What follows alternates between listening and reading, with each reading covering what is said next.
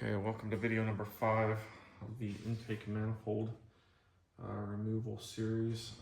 What we're going to do here is, in this video, is basically remove some hoses. So the upper and lower water pump hoses, and then we're also going to remove the heater hoses. So, quick and easy.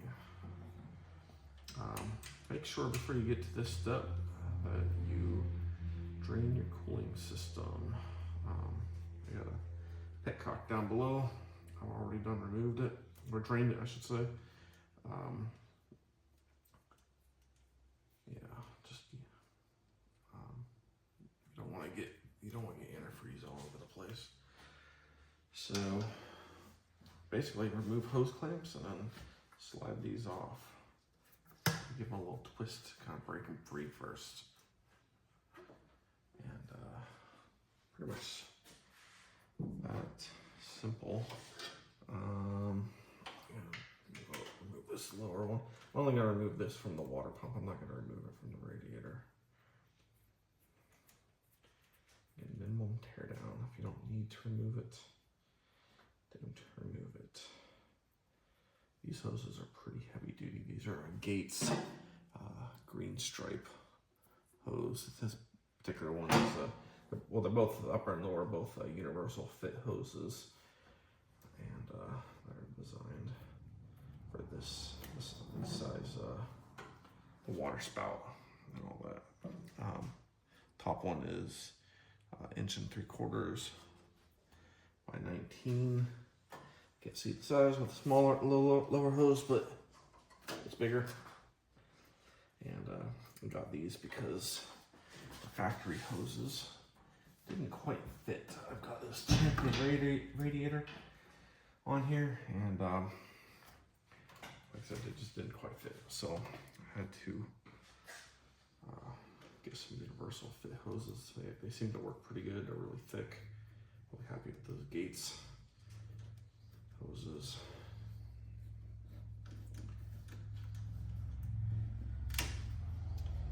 And the water pump hoses.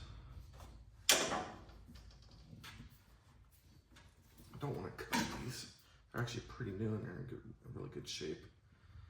I do have a lack of a better word, a little pee pad underneath the truck on the floor, just to kind of catch any fluids that do drip. Just gonna have a little residual as I remove these.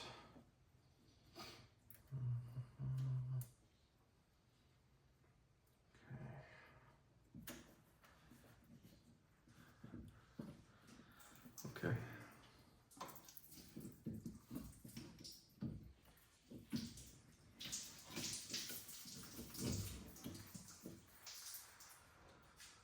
Okay, so pretty much it. Pretty uneventful. Yeah, try not to cut them if you don't have to. If they've been on there for some time, you're gonna have to, especially where you've got barbed fittings and all that. These particular hoses have been on here for, I don't know, maybe 1,500 miles or so, a few months. So not forever. So I was able to get those off pretty easily. Some of these hoses I've had to slice them, and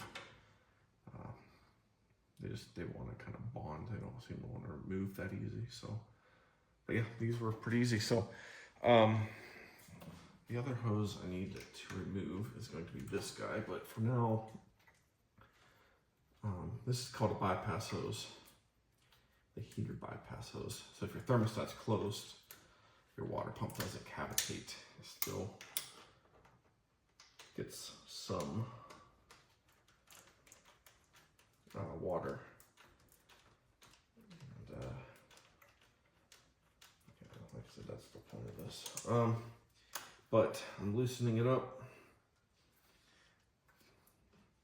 This hose is just a little bit longer. This is actually the reason why I have to remove the water pump to do all this. This one hose right here, and I could cut it and get this just remove the intake manifold.